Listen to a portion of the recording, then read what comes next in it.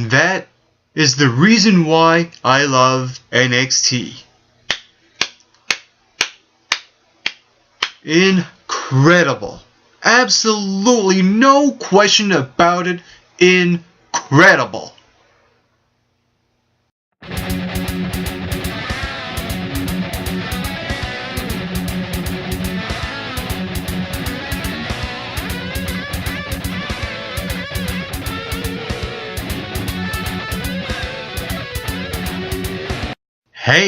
Hey, what's up and how's it going, all MRBers? I am Mike McRock and I'm your co-host for the McRock and Bolt Wrestling Review Show.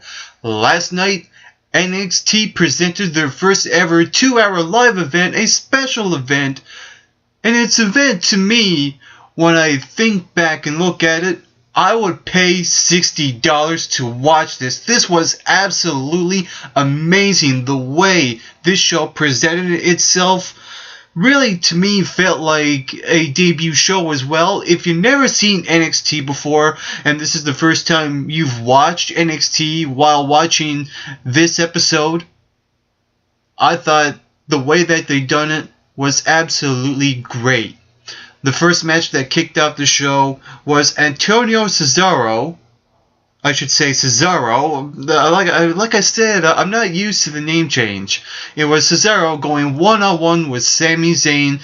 To me, this was an outstanding way to kick off NXT ArRIVAL.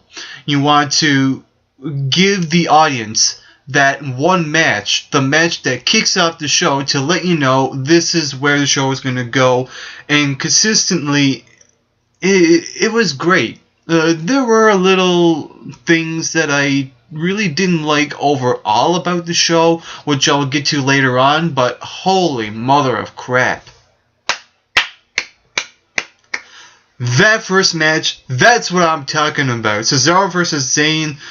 Oh, great story behind it as well. Outstanding wrestling match to say the very least. Easily match of the year. And that match, I think, should be at WrestleMania. That is how outstanding I thought that match was. The crowd was very into it.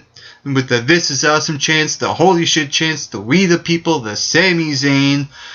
It was just incredible how alive the audience was as well throughout the entire match. And like I said, not only there's a great story behind it, but there's also a great story being told in the ring as well. You had, Cesaro telling Sami Zayn to stay down, and Sami Zayn will not quit. He kicked out at one after a huge uppercut. I thought that was tremendous. And there were a lot of great spots like that a powerbomb that Cesaro was about to hit on Sami in the corner, being countered to a Hurricanrana. I love how Cesaro used the giant swing and how Sami Zayn was trying to fight out of it. The little things like that really matter, and like I said, those two told a great story in the ring. Great moments. There was one moment where Cesaro countered Sami Zayn's flying in the corner with an uppercut. A great match, counter after counter, near fall, lots of near falls. Very suspenseful to see how this match was going to go. At the end, Cesaro came out victorious. Now, you would think that Sami Zayn, probably should have won, but to me, at this point in time, I don't think Sami Zayn should have won. And I think that NXT done the right decision here because at this point in Sami Zayn's career, he can't go over Cesaro because Cesaro is a complete workhorse. He's very driven, and Sami Zayn, after the match, pretty much has Antonio Cesaro's respect when he came into the ring, and they both hugged it out. Very emotional at the end, and I think, to me, this is a better payoff for Sami Zayn. Because if Sami Zayn would have won, that's something the fans would have liked to see. But I think, when I really think about it, overall, this is a much more better payoff for Sami Zayn to have him fight in an incredible fight with Cesaro. Trying to fight his way into a win only to come up short and then have Cesaro's respect. To me, that's a better payoff for Sami Zayn. And like I said, what a great, outstanding way.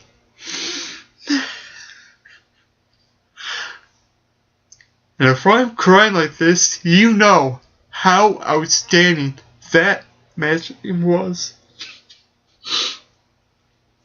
Absolutely tremendous. But what I don't understand is how NXT ArRIVAL went from that match to a match that ultimately just went ugh. It was CJ Parker going one-on-one with Mojo Rawley, and basically this was Mojo Rawley going over CJ Parker. And like I said, if you never saw the show before and you want to be introduced by these new generation of superstars on NXT, like I said, they've done a good job. But I think because I've watched NXT for so long now, you start to notice a lot of things. One is CJ Parker coming off the heel turn. You really want him to face Mojo Rawley, a babyface with a weird move set that shouldn't have that move set, only to go over him? I thought that was a little weird, because of what the WWE usually does with heels. They disappoint. They go nowhere with it. Where's Brodus Clay? Look what happened to The Miz. I can understand with Titus O'Neil, he won at the Elimination Chamber pay-per-view, of course, but come on. You really want CJ Parker to face Mojo Rawley coming off a heel turn only to have him lose? Ridiculous. Moving on. The Ascension. Another open challenge taking on Too Cool, and I thought this was better than your match where the Ascension takes on no-name jobbers. Absolutely, because if you want to establish your tag team that's the face of your division, the NXT Tag Team Champions, you want them to face people that are better than them, and I think to me that this is a more well-established way for the Ascension to be established on the show. And it's always great to see Too Cool, and I like to see this more often, where you have old school tag teams come down and help out the younger talent. That's what I like to see more often, and I think they've done a great job of building the Ascension up, because ultimately you want them to face people that have more experience, and they've done a good job booking this match. I loved how Conor O'Brien and Rick Victor used their tag team maneuvers, as well as their new music as well. I thought that was a nice touch. It almost feels like the Ascension coming off this match feels like they've been rebooted a lot more. To me, this was a good way. Like I said, if you never watched the show before and you're watching it the first time, to me, NXT done a really good job establishing the Ascension, taking on Too Cool, and like I said, it's great to see them. Great booking decision. It was a great match overall. Not as good as the first match, but like I said, after that first match, everything just failed into comparison. But I'm not saying that every match was bad. I'm just saying that first match really stole the show. Moving on to the NXT Women's Championship, Paige versus Emma. And this had some similar aspects to the first match, like Emma telling Paige to stay down, and the audience was split as well. The fans were alive. So I thought, to me that showed that, okay, we're going to have a excellent match. And look what happened. I thought Paige and Emma tore the house down. And before this match happened, Stephanie McMahon came out, establishing the Divas division, putting the Divas division over. And what's funny was that when Stephanie said, this is the future of the Divas division, and you see Emma come out doing the dance, and you see Paige come out, really, this is your Divas division of the future? But when they're in there, in the ring, wrestling, it just goes away. I mean, to me, this show really emphasized the in-ring work, and they've done that very well. It was well done. And Paige versus Emma, this match, absolutely incredible. I like Emma using the variety of submission holds with her legs, applying the pressure on Paige's back and on her head, moving in all sorts of directions. I thought that moment of the match was great, and I like how it was well paced. Just like the first match, how it was rushed in the beginning, it slowed down, and then it picked up again. I love those pacing styles when it comes to portraying matches on screen. That was a good way to do it. And and also as well, I love how the match ended. You have Paige nail her finishing maneuver, the Paige turner, only to have Emma kick out, and then apply this move called the Scorpion Crosslock. Again, a situation where you have a superstar and you want to make them use different moves. That was a good way to end the show. In that match, because ultimately you want to see talent use different moves. That separates them among others. And they done a good job here with that move that Paige used to win the match. So overall, this match was a great Divas match at NXT ArRIVAL. Moving on, we saw Xavier Woods versus Tyler Breeze, and that match never even started. What happened was that Alexander Rusev came out and just cleaned house on Tyler Breeze and Xavier Woods. And Lana cut her promo while Alexander Rusev applied the accolade on Xavier Woods. Like I said, the little things matter. And this was basically a way to establish Alexander Rusev as the Bulgarian Brute. And we know that on Raw there has been a bit of hype of his debut. So I thought that was a little interesting for him to come down to NXT and do something like that. I thought it was a well done way to show this is who is coming up on Raw very, very soon, and I like where this is going with Alexander Rusev. And I kind of feel bad for Tyler Breeze because he had to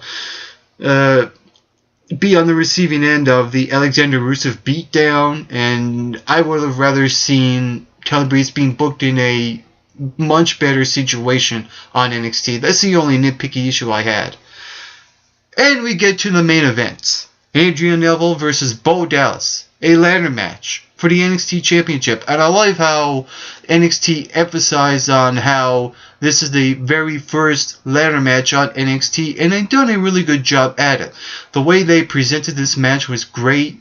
And I love the outcome as well. It was a good finish to the show. It was a good finish to the match where Adrian Neville won. However, the issue I have with it is, to me, this felt like a little bit of a letdown. I think they could have done a lot more with this match.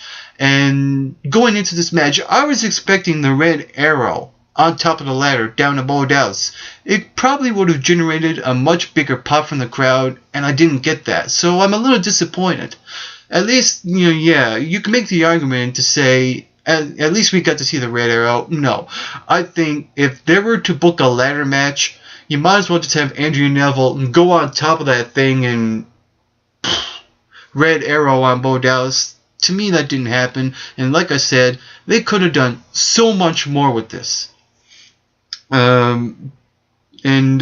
the match, we saw Shawn Michaels introduce both of them. He always makes that promo about him in some way, shape, or form. I can understand it. He's Shawn Michaels. And he promoted his DVD, and he introduced Bo Dallas and Adrian Neville. I thought that was great. It was a good way to establish the main event, and I love how they used the video packages as well.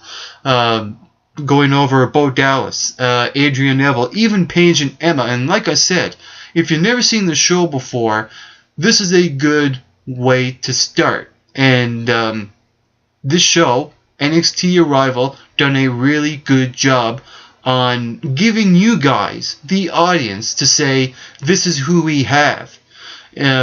in our roster, and they've done a tremendous job on establishing these different people like Paige, Emma, Cesaro, Sami Zayn, and Adrian, Neville, and Bo Dallas. And we also saw in the crowd some people that we got to see. We got to see John Cena. We got to see Dusty Rhodes, Ric Flair, just to name a few. And there was also a pre-show as well. I did not watch the pre-show, but I heard it was pretty interesting to say the least. Overall, NXT ArRIVAL, to me, was an outstanding show. Yes, nitpicky little issues, but overall, if I were to rate this out of 10, easily an 8.5 or a 9. And if you saw the show, what did you think about it? Comment below and let me know. While you're at it, you can hit that subscribe button down below this video on YouTube. You can also follow MRB Wrestling on Twitter. And you can like Mick Rock and Bolt Wrestling Reviews on Facebook. And on a final note, to all you viewers watching, get plenty of rest and always do your best.